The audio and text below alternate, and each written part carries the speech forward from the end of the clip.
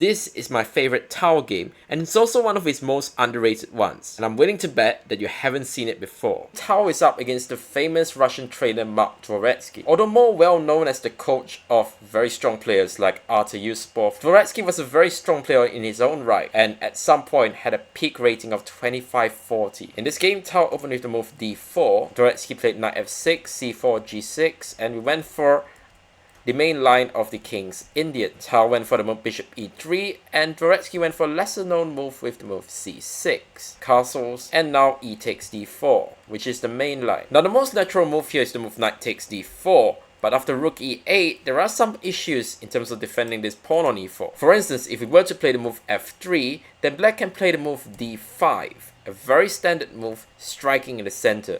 And black has no problems here. For instance, if c takes d5, c takes d5, bishop b5, as Tal points out, you can simply play bishop d7, and black is doing well. So instead, Tal decided to take back with the bishop, which is probably a smart choice. Black now plays rook e8, hitting the pawn on e4, which Tal defends, queen c2, knight bd7, now rook a d1. Tal simply bringing all of his pieces into play. Now Dvoretsky plays the move knight e5. And now Tal plays a very important move with h3. So this move is stopping the move bishop g4, but it's also stopping some knight g4 ideas. Seems far-fetched? Well, not really. For instance, if white were to play the move knight d2, avoiding the trade of pieces because after all we have more space, black can play knight e to g4. And now black's idea is very simple. He wants to play the move c6 to c5, forcing white to trade off his best piece, that's the bishop on d4. For instance, if we were to play h3, then black can now play the move c5, and we're already forced to play bishop takes, knight takes f6, and black is doing well. And that's why Tal plays the move h3. Black plays bishop h6, so it's taking control over the e3 square and strongly threatening the move c5, which we saw in an earlier variation. Again, black is very happy to force white to trade off his dark squared bishop, and we really don't want that.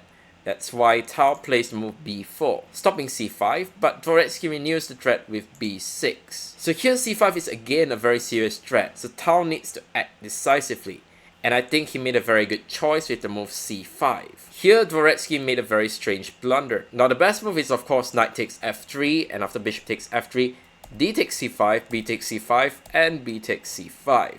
So the bishop is attacked, and we must go back to e3, black takes, and now rook e3. So white's gonna follow up with the move knight a4, and is probably going to win back one of the pawns on c5. However, black still retains a very solid and playable position. Instead, in the game, black played b takes c5, which is a serious mistake, because now Tal finds a very nice intermediate move, which Dvoretsky admits that he missed. Knight takes e5. And the idea is of course that if you take the bishop, now the pawn on c6 hangs, and the pawn on d4 is going to drop on the next move. So white's going to have a pawn up and a very nice position. In the game after b takes c5, knight takes e5, Dvoretsky decided to take back on e5. It's not the move that he wants to play, but there's not much of a choice. Now Tal of course takes back with the bishop, and he's got a very nice pawn structure on the queen side. Black has this pawn on c6, which is isolated, and this has given us a very nice outpost on the c5 square. And after black plays queen b7, Tal finds a very nice regrouping to make use of this outpost. Now we all know in chess that knights love outposts, and so Tal plays the move knight a4, a best move. His idea is to play bishop d6 and put his knight on c5. It's worth noting that the positionally desirable move a5, which black would like to do in order to get rid of this isolated a-pawn, simply fails to knight b6. And the black rook has no other good squares. For instance, if black plays rook a7, then knight takes c8 already wins the rook. Or if black plays the move rook b8, then now we can simply take the pawn on a5, winning an important pawn. So in the game after knight a4, black plays bishop e6. Now Tal continues with his maneuvering with bishop d6, and Dvoretsky plucks the c5 square with knight b7. So it seems like Dvoretsky has covered his weaknesses for now.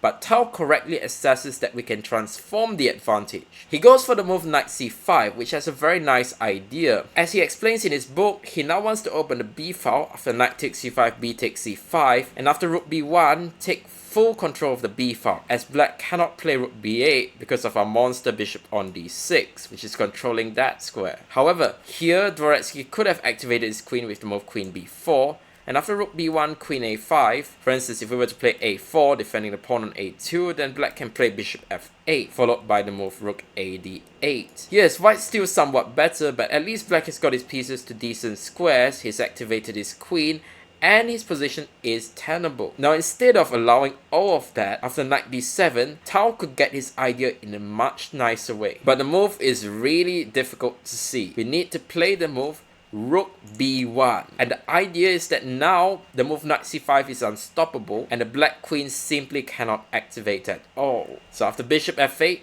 knight c5, knight takes c5, b takes c5, we're actually transposing into a position that occurs later in the game. And as we'll see, this position is really good for white. Going back to the game, after the less accurate knight c5, knight takes c5, b takes c5, instead of activating his queen, Dvoretsky decided to play the move bishop f8. Now this is obviously a very passive move, but as we'll see, he's actually set a very cunning trap. As Dvoretsky mentions in one of his famous books, he's actually trying to force Tal to go into some sort of complications because he knew that Tal, with his attacking style, would be hard-pressed to resist this. Now the move bishop takes e5 is very tempting, especially to an attacking player like Tal, because the lines after bishop takes a2, bishop a1 look very dangerous for black. For instance, if he plays queen b3, then now we can play queen d2, and after rook takes e4, queen g5, with ideas of queen f6, and this actually leads to quite a dangerous attack, as Tal mentions in his book. However, after bishop takes e5, Dvoretsky had prepared a very nice reply with the move bishop b3, and after a takes b3, rook takes e5, Dvoretsky has managed to trade off some of Tal's best attacking pieces, and is ready with the move bishop takes c5 to restore material balance, and this would be a huge improvement to his position. Now I'm sure that Dvoretsky would not have done this against a positional player like Karpov or Smyslov, for instance. That would be almost positional suicide. But knowing who Tal is, perhaps this might work? Now, as Tal mentions in his book, he actually missed the move bishop b3, but his reasoning was more of an intuitive one. Why to allow black any sort of counterplay when he can simply play the move rook b1 and black's pieces are miserable, especially his queen on b7, which has no good squares. And he was absolutely right, because now black is suffering. Queen d7, and now simply rook e d1. Black now has to take on d6, and now again we see another transformation of the advantage. Tal plays c takes d6, and even though this monster bishop is now gone, well, we now have a very strong passed pawn on d6, which as we'll see is going to decide the game. Black now plays rook a b8 and is hoping that he can play a move like rook b6 followed by rook e b8, and at least he can take control over the b file, after which his position would not be all bad. Tal doesn't even allow this. He just plays the move a4. So if rook b6, now Tal is ready to play the move a5, and this doesn't work at all. So black takes on b1, and of course we take back with the queen. Dvoretsky now plays queen d8 and is trying to activate his queen by playing queen b6 or queen a5, but Tal finds another accurate move. Now the move queen b7 is very tempting, as after the move queen b6, white can actually go for queen e7, and the idea is that after rook takes e7, d takes e7, the move rook d8 followed by queens is unstoppable. And after queen b8, white can simply play queen f6 with a very nice position. But after queen b7, black can just play the move queen d7, and there's no real way to make progress. In fact, our best move is probably just to bring the queen back and repeat once. Instead, after queen d8, Tal finds the best move with queen c2. The pawn on c6 is again attacked, and if black plays queen b6, now we can play the move rook b1 hitting the queen, and after the queen moves, we now take the pawn on c6. So instead, black has to go back and defend his pawn with queen d7. Now Tal simply plays queen c5, f6, and now a5, continuing to improve his position. His idea is to push the pawn to a6 and put his rook on b7, which is a plan that black is hard pressed to stop. If black tries to take control of the b file with rook b8, that doesn't work because white cannot play rook c1, hitting the pawn on c6, and after rook c8, the only way to defend it, now white takes control of the b file with rook b1, and he's going to win the game. So instead, Dvoretsky just plays king g7, but now rook b1 taking control over the b file, rook d8, a6, threatening to win the queen in one move. So black plays king h6. And now the simplest is probably just to play the move rook b7, and after queen takes d6, queen takes a7, the a pawn is going to decide the game. But as we all know, Tal cannot resist a fancy continuation, and after king h6, he plays the move queen e3. To be fair, every single move is winning here, so there's no reason to not go for something more fancy. G5 and Queen F3, threatening the pawn on F6. Queen F7 and now Rook B7. Black blocks with Rook D7, but now comes a killer blow. Bishop C4. The queen on F7 is overloaded, having to protect both the rook and the pawn on F6. For instance, if black plays bishop takes C4, then now we can simply take on D7, and after queen takes D7, queen takes F6, black's going to be mated after king H5, G4, and queen H6 mate. So in the game, black tried the desperate move F5, but simply e takes F5. For instance, if black plays bishop takes C4, now we can play queen takes C6. The rook on D7 cannot be defended, so he has to trade. And now the simplest is D7 check, and after the king moves away, A takes B7, and it's impossible to stop either one of these pawns becoming a queen. So in the game, black played queen takes F5, but now simply bishop takes E6, and black resign.